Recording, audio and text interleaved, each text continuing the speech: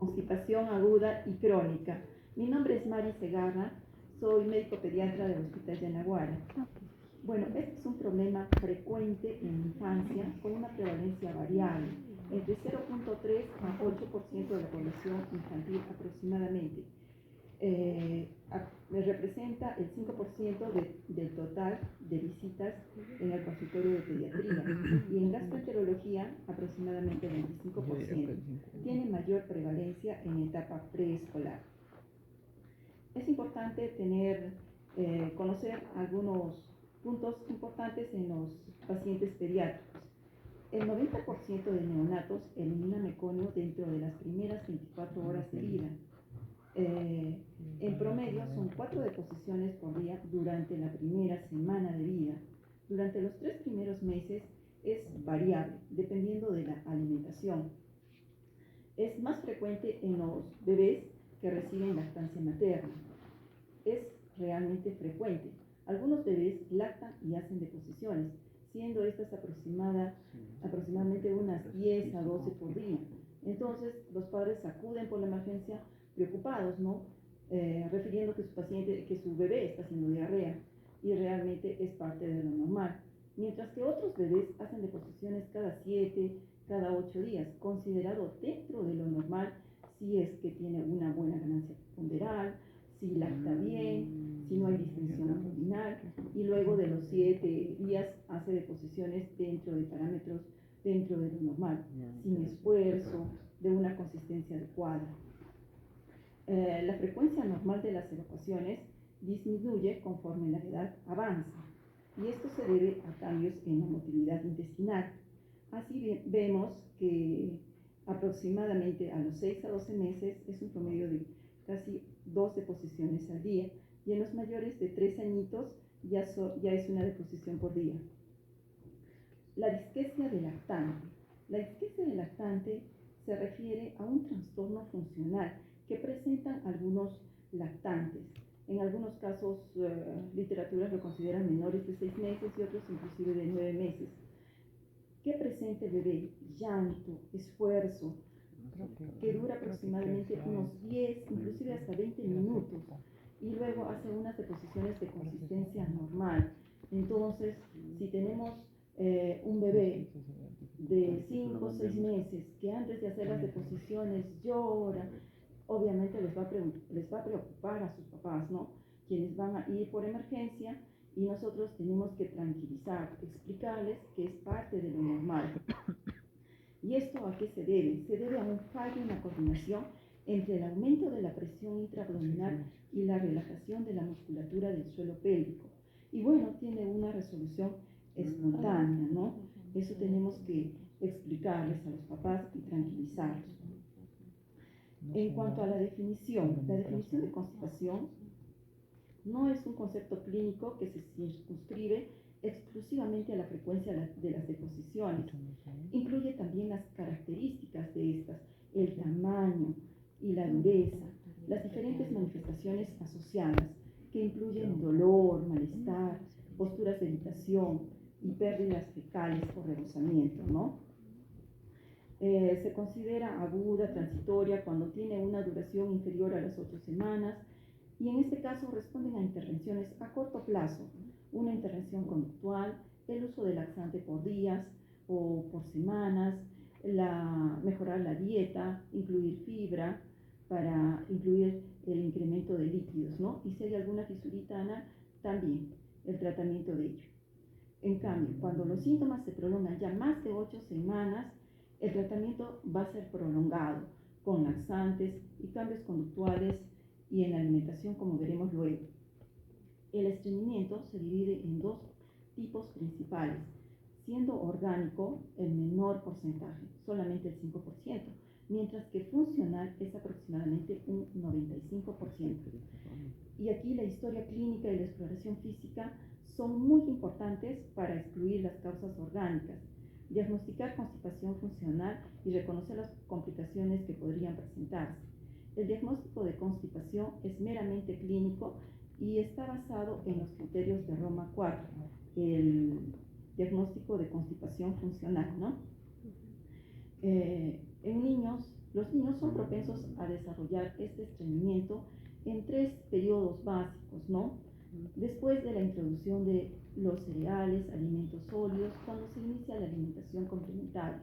Son bebés que han venido, digamos, hasta los 6 meses con sus deposiciones normales, y una vez que se inicia la alimentación complementaria, empiezan a presentar las deposiciones duras y con esfuerzo. Luego se presenta durante el entrenamiento higiénico, cuando estamos en el control de esfínteres, de preferencia no antes de los 2 añitos y medio. Hay papás que estamos desesperados porque ya tienen que controlar esfínteres, inician ya antes del año de edad, y obvio que no va a poder controlar el bebé. Luego también esto se presenta durante el comienzo a la escuela, ¿no? Cada uno de estos hitos tiene el potencial de convertir la defecación en una experiencia desagradable. Son pues los periodos críticos, ¿no? Lactancia, preescolar, escolar. El adiestramiento inadecuado para el control de esfínteres, los bebés empiezan a desarrollar fobia al inodoro, hay una disminución del bolo fecal y hay el rechazo al inodoro fuera de la casa, ¿no? Cuando los bebés cuando ya crecen, empiezan a ir al colegio, entonces ellos no quieren usar los servicios higiénicos que hay en el colegio, entonces ahí empiezan también a retener las deposiciones. Después, cuando hay falta de fibra natural y aporte menor de agua, ¿no? Después, cuando hay inhibición del reflejo de la evacuación. En los colegios también a veces les prohíben, ¿no?, ir al baño, y es ahí cuando los empiezan a retener las deposiciones, que eso los va a perjudicar. Se presenta pues acá el círculo, ¿no?, en el que se producen cambios en la rutina. Por ejemplo, el niño que va a ir al colegio, pues en vacaciones está acostumbrado a ir al baño, por así decirlo, a las 10 de la mañana, pero luego tiene que ir temprano no puede hacer deposiciones. Entonces, si tiene deseo de defecar a media mañana, pues ya no va a poder, tiene que retener las deposiciones de repente hasta esperar la salida del colegio. Se producen también cambios en la dieta, la ingesta de poco líquido, eventos estresantes, a veces el cambio de colegio, la separación de los padres, todo ello involucra. Posponer la defecación, a veces están demasiado ocupados para ellos, y el entrenamiento demasiado temprano al uso del inodoro. Entonces todo eso lleva a una retención voluntaria de las deposiciones. Se prolonga la éstasis fecal, se produce reabsorción de fluidos en el colon y va a haber más dolor. Entonces la defecación va a ser más dolorosa y el niño empieza a retener las heces de manera voluntaria. Entonces se retienen las heces, se produce la deshidratación y endurecimiento de las heces en el colon, hay distensión del recto, incontinencia fecal, reducción de la sensación rectal y en consecuencia disminución del reflejo de defecación. En la historia clínica es muy importante en los pacientes que vienen con estreñimiento, ¿no? En cuanto a la anamnesis, es muy importante indagar sobre los antecedentes familiares, si hay patología autoinmune, estreñimiento, alergias, GISPRU, antecedentes personales como retraso en la eliminación del meconio, si se prolongó más de 48 horas, si hay otros problemas digestivos como atopía, si está recibiendo fármacos, si hay historia dietética de poca ingesta de frutas y verduras, excesivo consumo de lácteos, escasa cantidad de líquidos. Tenemos que hacer también una anamnesis dirigida en la que se describa las características de las heces, frecuencia, volumen, consistencia, usando también la escala de Bristol que veremos. Dentro de los síntomas asociados son importantes la incontinencia fecal, si hay molestias, dolor durante la defecación, si ha habido sangre sobre la materia fecal o dentro de esta. En lactantes mayores y niños también tenemos que registrar el comienzo y duración del estreñimiento. Los niños mayores, los generalmente, ¿no?, han tenido un régimen normal y de pronto empiezan a retener las heces y estas se hacen duras. Entonces acá tenemos la escala de Bristol, donde los tipo 1 y 2 son característicos del estreñimiento, ¿no? En el tipo 1 son deposiciones duras, separadas, como nueces, algunos les llaman también deposiciones caprinas, que hace con dificultad. En el tipo 2 son como una salchicha que está compuesta de fragmentos. Para el estreñimiento funcional, los criterios de Roma son básicos para el diagnóstico, incluyen En niños menores de 4 años, 2 o más criterios, los cuales deben estar presentes por lo menos una vez por mes en un paciente menor de 4 años. 2 o menos defecaciones por semana, antecedente de retención excesiva de las heces, antecedente de evacuaciones dolorosas o duras, antecedente de heces de gran tamaño, presencia de masa fecal en el recto. En niños que ya no usan el pañal, los siguientes pueden aplicar: por lo menos un episodio de incontinencia fecal por semana después de haber dejado el pañal, antecedente de heces de gran tamaño que obstruyen el inodoro. En los niños mayores de 4 años, 2 o más criterios, los cuales deben estar presentes por lo menos una vez por semana por un mínimo de un mes, con insuficientes criterios para el diagnóstico de síndrome de intestino irritable. 2 o menos evacuaciones por semana en un niño con edad de 4 años en adelante, por lo menos un episodio de incontinencia fecal por semana, antecedente de posturas de retención, antecedente de evacuaciones dolorosas o heces duras, presencia de masa fecal en el recto, antecedente de heces de gran diámetro que obstruyen el inodoro. Después de una evaluación exhaustiva, los síntomas no pueden ser atribuidos a otra condición médica. En el examen físico es importante determinar el estado general, funciones vitales. Es importante ver el estado nutricional, el abdomen, si es un abdomen distendido, si hay presencia de masas fecales palpables y la distribución de estas, la presencia de distensión abdominal, la columna vertebral buscando deformaciones, áreas con aumento de volumen, zonas pilosas, fosita piloidal, soluciones de continuidad. El examen neurológico también, entre miembros inferiores, tono, fuerza muscular, el examen del ano. Acá tenemos que ver la ubicación del orificio anal, presencia de deposiciones, hay deposiciones alrededor del ano, eritema, lesiones perianales, fisuras, prolapso rectal, que se presenta en aproximadamente el 3% de niños estreñidos. El tacto rectal también se incluye dentro del examen. Evaluación del estado nutricional. Cuando es un estreñimiento crónico, hay compromiso de aumento ponderal. Evaluación del estado psicológico y mental del paciente. El tacto rectal. El tacto rectal lo hacemos frente a un fracaso terapéutico, cuando hay sospecha de anomalías anatómicas, pacientes con patología neuromuscular. Está recomendado su uso para excluir la estenosis anal, apreciar el diámetro del canal anal, valorar el tono esfinteriano, presencia de masa fecal. La evacuación de heces explosivas al retirar el dedo es sugestiva de enfermedad de Hirschsprung. Si cumple los criterios de Roma, puede ser obviado. Entonces, en el estreñimiento funcional, que se presenta en el 95% de los casos, no hay patología orgánica.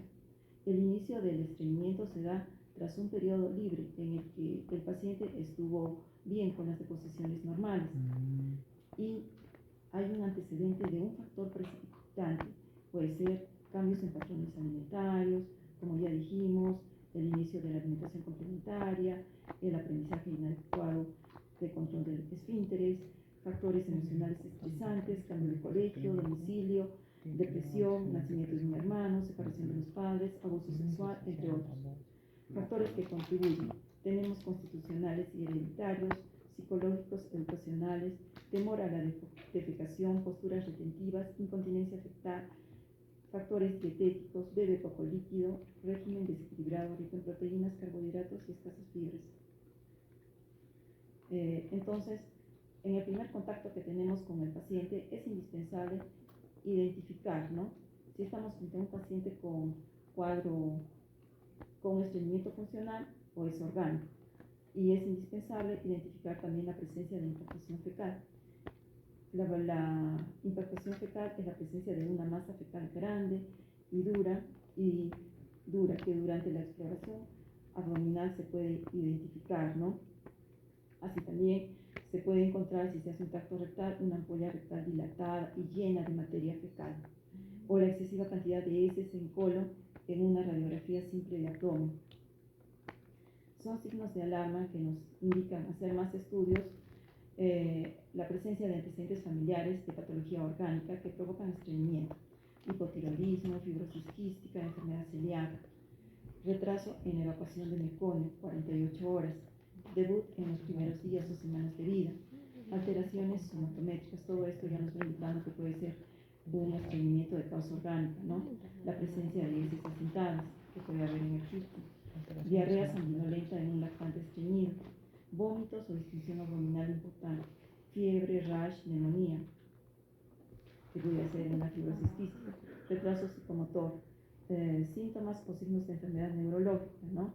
La presencia de disminución de tono, la fuerza, reflejos luminosos alterados, todo ello que nos indica que hay un problema neurológico de fondo. Anomalías lumbosacras, perineales, angiomas, mechones de pelo, fístulas, agenesia sacra, ano anterior, ausencia de reflejo craniano, alteración de la sensibilidad perianal, ampolla rectal vacía y estrecha.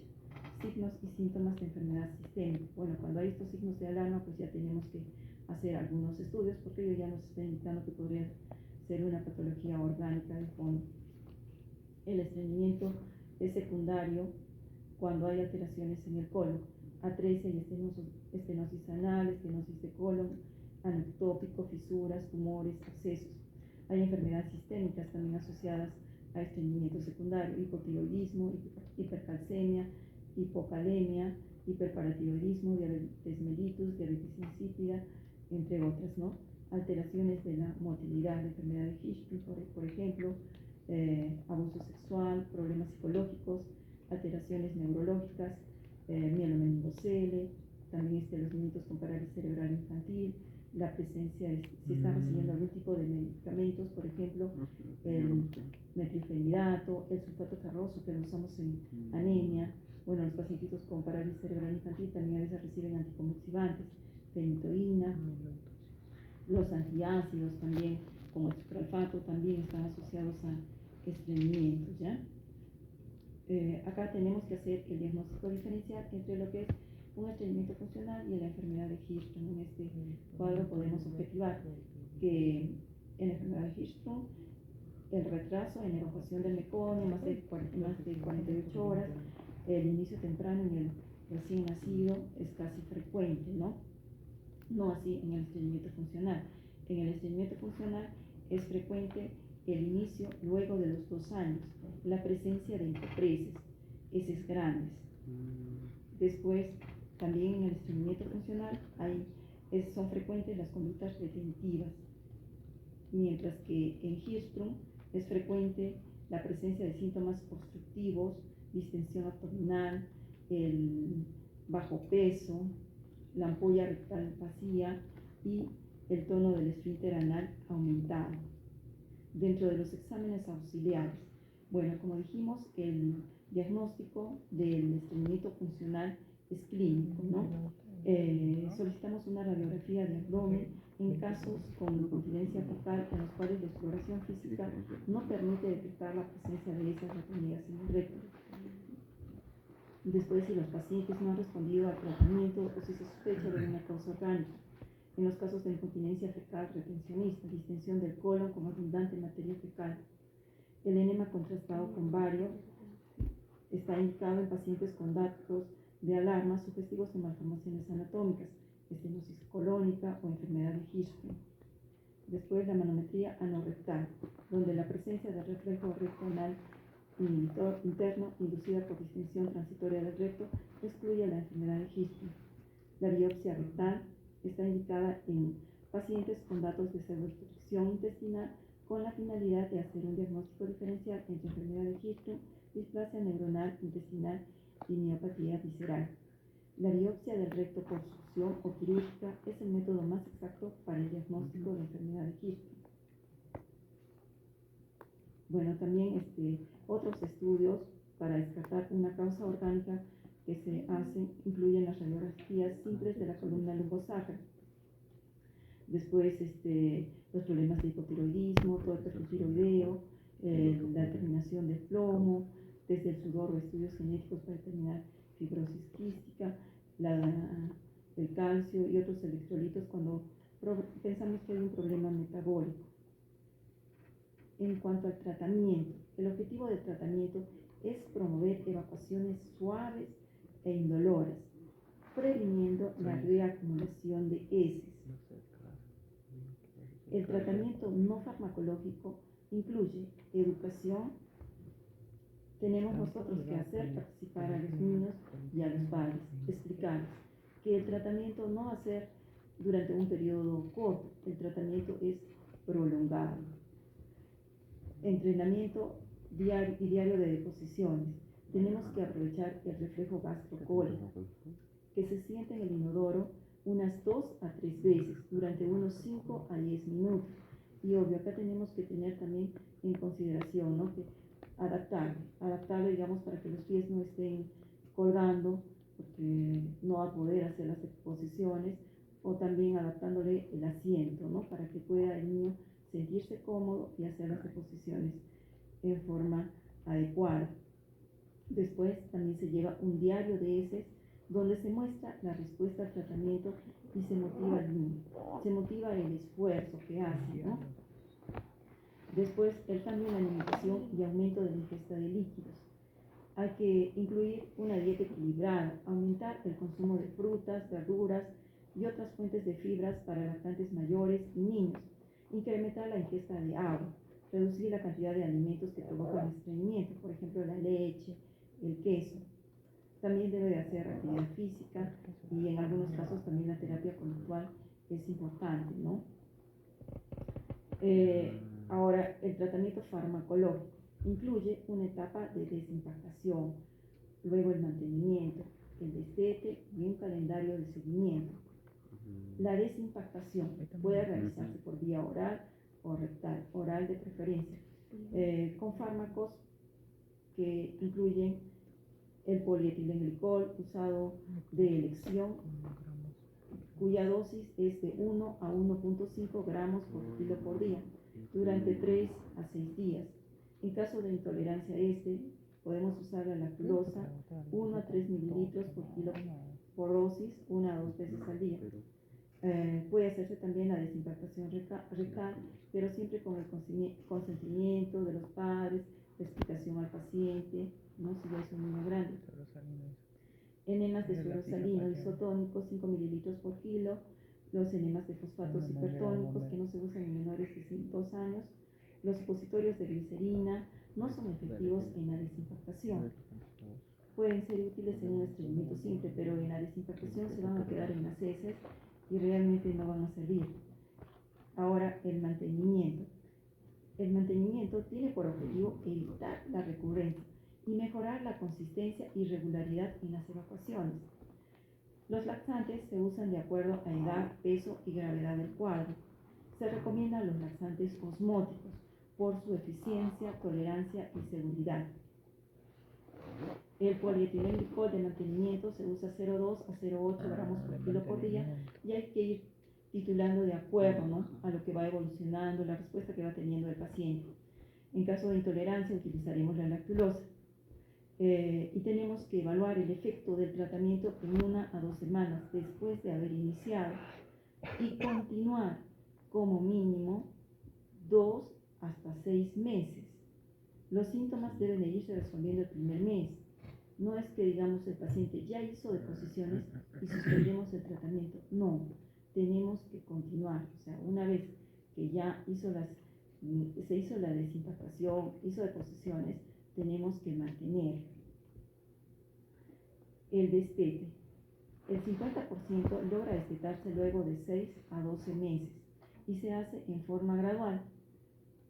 El estreñimiento refractario no tiene respuesta al tratamiento convencional luego de 3 meses. Y bueno, las causas, la causa puede ser una falta de desimpactación inicial, o se usó poca dosis, o no se corrigió la cantidad de líquidos que le administraba, o fue un corto tiempo, no se hizo seguimiento. Interrupción temprana del tratamiento, lo que les decía, ¿no?, que digamos a veces pensamos que es como un cuadro, por ejemplo, como una bronquitis. Recibimos el tratamiento, nuestra semana ya estamos bien y suspendemos. En cambio, los niños no. En el caso de constipación, no. Se hace la desimpactación y hay que hacer luego el tratamiento de mantenimiento, que eso es lo más importante, ¿ya? Bueno, y si es un estreñimiento refractario, ya pues tenemos que descartar causas orgánicas. Tenemos que seguir el calendario de seguimiento, un seguimiento cercano y regular. Controlar mensualmente hasta lograr estabilidad de posiciones voluntarias y sin dolor. Y tiene que ser cada 3 meses durante 2 años. Revisar el registro que hace el paciente de las deposiciones. Dentro de los laxantes osmóticos, como les mencioné, polietilenglicol de primera opción aumenta la osmolaridad intraluminal, estimula la retención de agua, disminuye la consistencia de las heces y aumenta la peristalsis. La lactulosa son disacáridos que se fermentan, retienen agua, inducen la formación de gas y aumentan la peristalsis. El inconveniente de la lactulosa es que en algunos pacientes les desencadena flatulencia. Puede usarse también el hidróxido de magnesio. Es mal absorbido y genera gradiente osmótico, hiperosmolar. Bueno, están luego los laxantes estimulantes, que ya son de segunda línea, y pueden usarse en el caso de constipación refractaria, ciclos cortos, actúan directamente sobre la mucosa, estimulan la motilidad, aumentan el agua y la secreción electrolítica. Aquí tenemos, por ejemplo, el bisacodilo, casecena, parafina. Bueno, y en cuanto a los probióticos, no hay pruebas suficientes. Bueno, acá están los medicamentos y sus dosis, ¿ya? Ahora, bueno, vamos a ver un caso clínico. ¿Alguien me ayuda con la lectura? Cristian. Niño varón de 7 años de edad que acude a la consulta porque desde hace 20 días mancha el calzoncillo con frecuencia con heces semilíquidas amarillentas, sin sangre. Refiere dolor abdominal periumbilical, sobre todo después de las comidas. No tiene vómitos. Desde hace un año, coincidiendo con el cambio de colegio, hace una deposición cada 4 días y en los últimos 2 meses tarda hasta 6 días en ir al baño. Las heces habitualmente son duras, con frecuencia caprinas. En el último mes ha alternado estas deposiciones con otras líquidas. Tiene dolor anal en la defecación. Su peso es de 25,900 por centímetro 75 y su talla es de 123 centímetros por centímetro 75. La exploración física es normal, salvo una ligera distensión abdominal, sin dolor ni defensa de la palpación. No refiere antecedentes personales ni familiares relevantes para el caso. Gracias. Entonces analizamos, ¿no? Es un niño varón de 7 años de edad que está viniendo a la consulta, pero ya tiene 20 días manchando su ropa interior con heces. Está haciendo ya un problema de encopresis, ¿no? Ahora presenta también dolor abdominal, periumbilical, sobre todo después de las comidas. Sus intestinos, bueno, hace deposiciones, una deposición cada 4 días, en los últimos días cada 6 días. Sus intestinos están llenos de deposiciones y se describe también que cuando hay estos casos de estreñimiento funcional, cuando hay impactación, el niño come en poca cantidad porque todos sus intestinos están ocupados, ¿no? Las heces son duras y con frecuencia caprinas. Les mencionaba en la escala de Bristol, las heces caprinas corresponden a un tipo 1, ¿no? Tiene dolor en la defecación, las deposiciones son duras. Su peso está en el percentil 75, la talla también. No hay compromiso ponderal, lo que nos hace sospechar que es un estreñimiento funcional, ¿no? Dijimos que en el estreñimiento orgánico generalmente hay compromiso también del peso, de la talla, hay compromiso nutricional. La exploración física es normal, salvo una ligera distensión abdominal. Y no hay antecedentes familiares, no hay otros datos, ¿no? Entonces vamos a la pregunta 1. En la valoración de este paciente, ¿qué es lo que se debería hacer?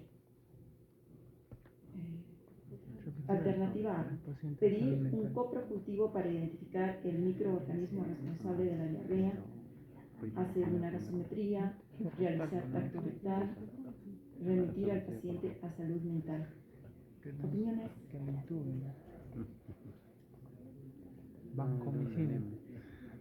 ¿Alguien se anima? No. Entonces, por lo que hemos revisado, son deposiciones semilíquidas, pero tiene el antecedente de que este pacientito está haciendo deposiciones cada 6 días, ¿no? Entonces las deposiciones ya son por rebosamiento, y tiene escurrimiento. Por eso, cuando los pacientes vienen por estreñimiento, a veces la mamá dice, no se limpia bien, pero lo que está sucediendo es que realmente ya está estreñido, está con impactación fecal y las deposiciones que hace son por escurrimiento fecal, ¿no? Entonces ya no hay dónde, entonces las deposiciones ya son por rebosamiento. ¿Tendría sentido pedir un coprocultivo para identificar el microorganismo responsable de la diarrea? No, porque no es diarrea. Hacer una gasometría pensando en una diarrea y bueno, que está deshidratadito, no. Realizar tacto rectal. Realizar tacto rectal es parte de la evaluación del paciente estreñido cuando no determinamos por exploración abdominal, ¿no?, que haya una retención de heces, que haya la presencia de fecaloma. En este caso tiene una ligera distensión abdominal, pero por la exploración del abdomen no se determina la presencia de fecaloma. En este caso sí es importante realizarle un tacto rectal. Remitir al paciente a salud mental. Solo vamos a remitir a los pacientes de salud mental después de haber descartado que no haya algo que esté ocasionando, ¿no?, algo orgánico en ese momento, ¿no? Después, bueno, en la pregunta 2, se hace al paciente una inspección perianal y un tacto rectal. Se observa restos fecales en los márgenes del ano. El tono del esfínter anal es normal y la ampolla rectal está dilatada y llena de heces duras. El diagnóstico del paciente es, dijimos, ¿no?, si la ampolla rectal está dilatada y llena de heces, entonces podría ser una enterocolitis en un paciente con enfermedad de Hitchcock. No, en esos casos está vacía, ¿no? Encopresis en un paciente con estreñimiento funcional crónico funcional. Sí. Incontinencia fecal no retentiva. La incontinencia fecal no retentiva se presenta en niños que, por ejemplo, sufren es un trastorno funcional, lo presentan niños con déficit de atención, hiperactividad, autismo. Entonces, ellos por la distracción es que presentan la incontinencia fecal cuando hay alguna situación estresante. Entonces, no es posible conocer el diagnóstico hasta que se realice una manometría o enema opaco. Dijimos que el diagnóstico es clínico y bueno, con la exploración del tracto rectal también ya se estableció que es un estreñimiento crónico funcional, ¿no? En la pregunta 3, de entre las siguientes opciones, señale cuál sería el tratamiento inicial más recomendable para el paciente. Polietilenglicol 34 gramos durante 6 días, lactulosa a una dosis de 5 mililitros 2 veces al día durante varios meses, dieta rica en residuos, desinfectación con supositorios de glicerina. ¿Qué dicen, chicos voluntarios? ¿Qué opción?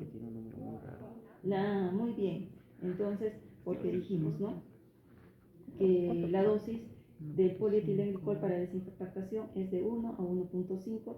En este caso, nuestro pacientito está pesando 25 kilos. Y le vamos a dar 34, entonces nos sale un poquito más de 1, ¿no es cierto? Después, la lactulosa es poca cantidad de tratamiento de lesiones del polietilenglicol. Dieta rica en residuos. En un paciente que está con impactación no se recomienda la dieta rica en residuos. ¿Por qué? Porque los residuos, la fibra, va a aumentar el volumen de las deposiciones. Desinfectación con supositorios de glicerina, no, dijimos que se van a quedar dentro de las heces, no nos va a servir, no va a ser de utilidad. Y en la pregunta 4, después de conseguir la desinfectación del paciente, ¿cuál de las siguientes opciones terapéuticas les parece la más correcta? Tratamiento con lactulosa durante un mes, educación del hábito defecatorio y dieta rica en fibra. Alternativa B, dieta rica en fibra y educación del hábito defecatorio sin tratamiento farmacológico. Alternativa C, derivar a salud mental para que instauren allí el tratamiento de mantenimiento oportuno. Alternativa B, D, tratamiento con un laxante osmótico durante al menos 3 a 6 meses y educación del hábito defecatorio, refuerzos conductuales. ¿Cuál es la correcta? D, muy bien. Muchas gracias, chicos, eso es todo.